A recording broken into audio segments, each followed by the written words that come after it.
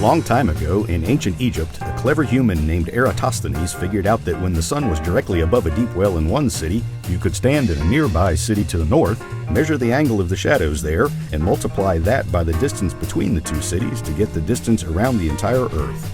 With that, the science of geodesy was born. Geodesy deals with the measurement and representation of the Earth, or to put it more simply, it's the science of where things are, and just as importantly, where they have been and where they are going. Through geodesy, we learn the rough size and shape of the Earth, the direction of its rotation, its distance from the Sun, and more. Through triangulation, we could create detailed maps of entire countries.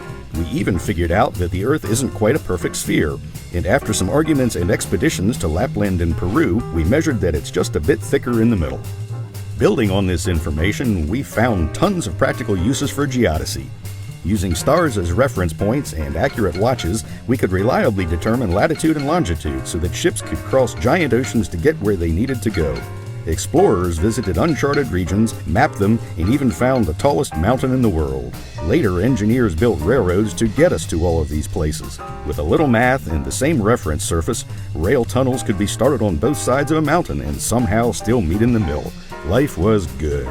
And once we invented radio telescopes and satellites, things got even better. When scientists used a bunch of small radio dishes like one big one to look at quasars, somebody got the idea that you could use these measurements to determine very accurately the distance between the telescopes. Now we can look at the movement of the Earth's crust, changes in how long days are, and how the Earth wobbles on its axis. Satellites also became very important. By analyzing their orbits, we can learn about our planet's changing size and shape and gravity, and by making laser measurements, we can look at everything from changes in the height and shape of the oceans and ice sheets to how the tides work.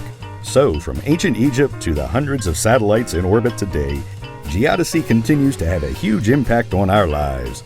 And all because somebody, a long time ago, decided to look down a well.